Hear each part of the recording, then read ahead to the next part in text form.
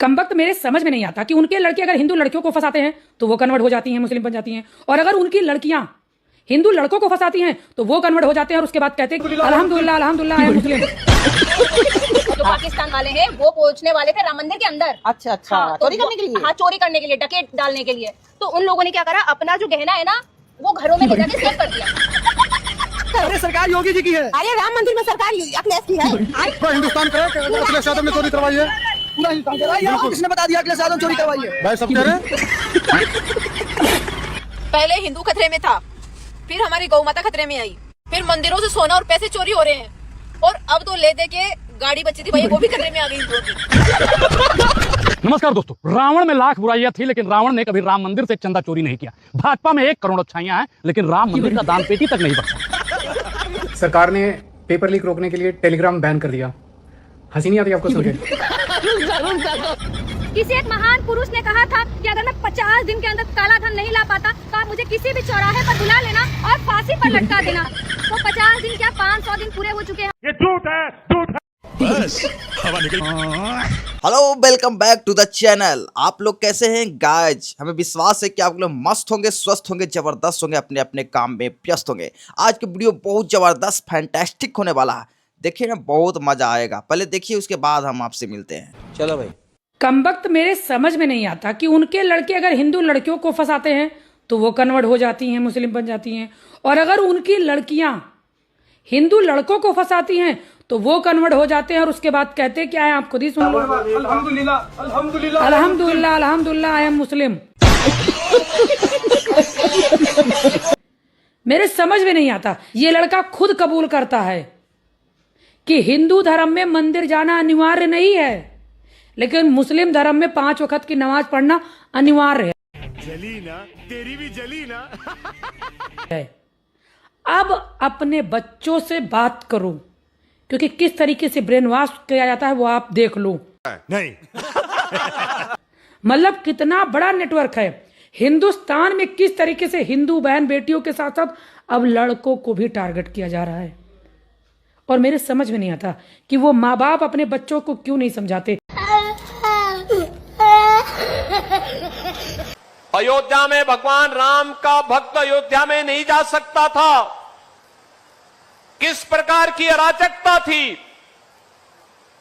अब तो अयोध्या में राम भक्त के अलावा कोई रामद्रोही घुस ही नहीं सकता है, ऐसी व्यवस्था कर दी गई है।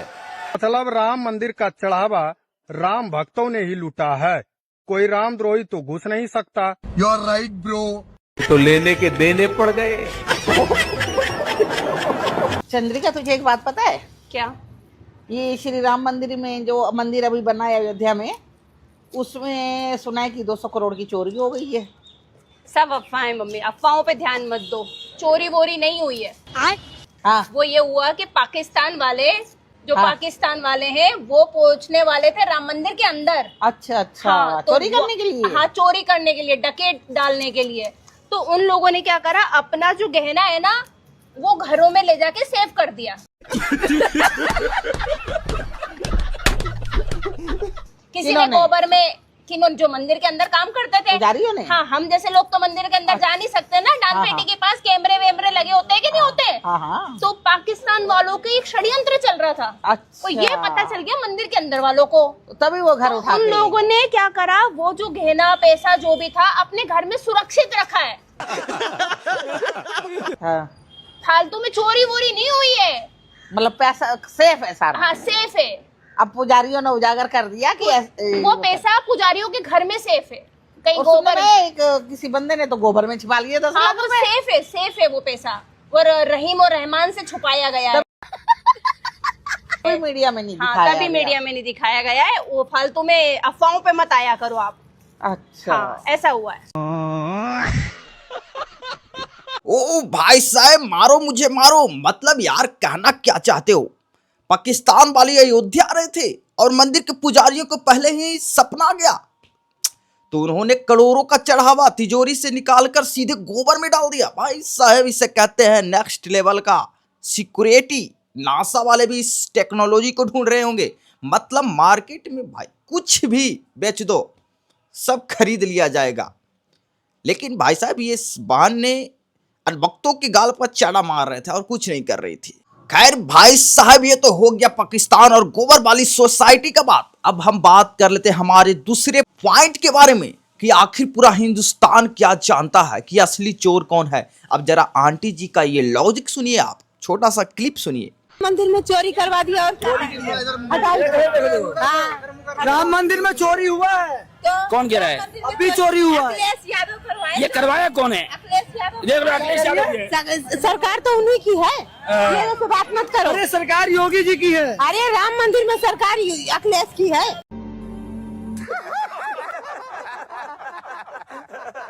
क्या कह रही है? ये आपको कौन बता दिया कि राम मंदिर में चोरी अखिलेश यादव ने करवा दिया? पूरा हिंदुस्तान करे कि अखिलेश यादव ने चोरी करवाई है। पूरा हिंदुस्तान कह रहा है। ये आपको किसने बता दिया अखिलेश यादव ने चोरी करवाई है? भाई सब कह रहे हैं। कुछ समझे दया? ये देखिए, एक चम्मच गोबर। समझ गया।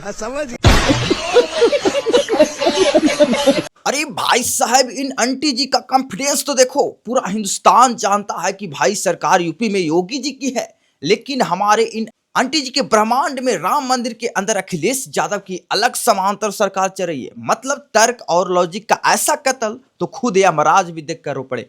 फलाना ढकना छोड़ो आंटी, बस ये बताओ ये वाला नशा मिलता कहाँ है? हमको नहीं पता। तो चलिए नेक्स्ट अपडेट के बारे में बात करते हैं, जो कि सब कुछ खतरे में है बॉस। देश में क्या क्या खतरे में आ चुका है समझने के लिए आप ये छोटा सा एक क्लिप को देखिए। पहले हिंदू खतरे में था, फिर हमारी गौ माता खतरे में आई, फिर मंदिरों से सोना और पैसे चोरी हो रहे हैं, और अब तो ले दे के गाड़ी बची थी भैया वो भी खतरे में आ गई हिंदुओं की। अरे भाई हिंदुओं का तो सब कुछ खतरे में आ गया, क्या करे, जबकि 2014 से हिंदुओं की सरकार है सब जगह, फिर भी हिंदू खतरे में। हम हिंदू बेचारे करे तो करे क्या, जाए तो जाए कहाँ। उधर मेलोनी ने पाकिस्तान की बड़ाई कर दी। मोदी जी बहुत गलत हो गया हमारे साथ। लो भाई सुन लो, 2014 से अपनी सरकार चल रही है, फिर भी यहाँ सब कुछ खतरे में आ गया। अब तो ले देकर गाड़ी बची थी वो भी खतरे में आ गई। भाई साहब इनका बस चले तो ये अपनी सुबह की चाय ठंडी होने का दोष भी विपक्ष के माथे पर दे देंगे। अरे भाई जागो जागो, थोड़ा दिमाग पर बादाम रगड़ो, सब चंगा हो जाएगा। खैर ये तो बात गया खतरे का भाई। अब बात कर लेते हैं टेलीग्राम बैन और पेपर लीक के बारे में। सरकार ने पेपर लीक रोकने के लिए टेलीग्राम बैन कर दिया। हंसी नहीं आती आपको सुन के? पहले बोले कि हम पेपर जो है वो हवाई जहाज से, एयरफोर्स के हवाई जहाज से ट्रांसपोर्ट कराएंगे, अब कह रहे हैं टेलीग्राम बैन कर दिया। इससे कोई पेपर लीक रुकेंगे? पेपर लीक तो रोकना ही नहीं इनको, इनकी नीयत ही खराब है। मैंने पहले ही बोला था कि पेपर लीक का धंधा अरबों खरबों रुपए का है और पैसा टॉप तक पहुंचता है। इतने जो एमपी और एमएलए खरीदे जा रहे हैं, ये किस पैसे से खरीदे जा रहे हैं? आपके पेपर लीक के पैसे से ही तो खरीदे जा रहे हैं। अरे बाप रे, ये तो धोती खोल रहा है। अभी इन्होंने टीएमसी के इतने खरीदे, अभी बता रहे हैं महाराष्ट्र में खूब खरीद रहे हैं, एक एक एमपी को 50-50 करोड़ रुपए दे रहे हैं। तो ऐसी थोड़ी खरीदे जा रहे हैं। आपका पेपर लीक बंद कर दिया तो एमपी खरीदने का, एमएलए खरीदने का पैसा कहाँ से आएगा? अरे क्या करूं इसका यार, धंधा बंद करवाएगा क्या? अरे भाई ये तो धोती खोल रहा है, मतलब बीमारी कहीं और है और इलाज कहीं और चल रहा है। पेपर लीक रोकना था तो कड़े नियम बनाते, लेकिन हमारे दिग्गजों ने सोचा न रहेगा बांस न बजेगी बांसुरी, चलो सीधे टेलीग्राम कहीं निपटा देते हैं। अरे भाई साहब अरबों का धंधा है, टॉप तक पैसा पहुंचता है। अगर ये बंद हो गया तो विधायकों की मंडी में शॉपिंग कैसे होगी? गजब का खेल चल रहा है बॉस। तो चलिए नेक्स्ट अपडेट के बारे में बात करते हैं, जो कि रस्सी का फंदा तैयार है। अब दीदी चौराहे पर रस्सी लेकर क्यों खड़ी है, इसके पीछे पूरी कहानी जानने के लिए आप एक छोटा सा क्लिप को देखिए। किसी एक महान पुरुष ने कहा था कि अगर मैं 50 दिन के अंदर काला धन नहीं ला पाता तो आप मुझे किसी भी चौराहे पर बुला लेना और फांसी पर लटका देना। तो 50 दिन क्या 500 दिन पूरे हो चुके हैं और वादा था कि हर लोगों के अकाउंट में 15-15 लाख रुपए होंगे उस काले धन से। तो ये मिर्जापुर का चुनार का चौराहा है। अगर आप अपनी स्वेच्छा से चाहते हैं तो ये रस्सी में लेकर खड़ी हूँ, आप चाहे तो लटक जाए, आप चाहे तो झूले।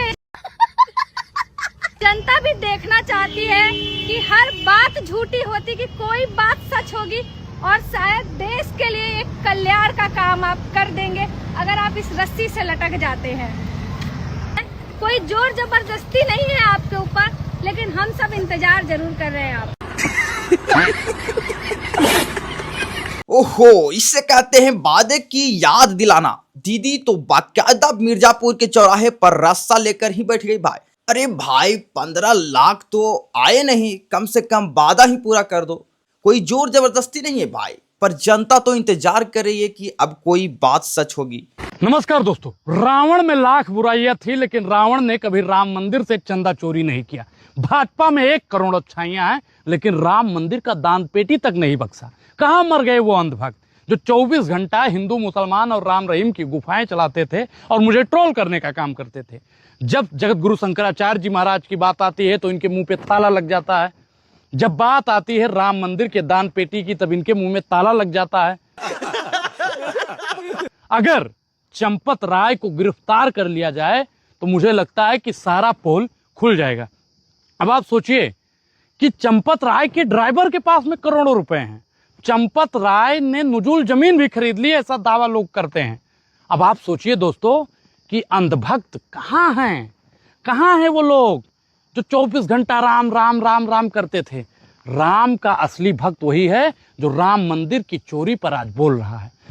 बात तो सही है। राम का असली सेवक वही है जो आज राम के लिए बोल रहा है।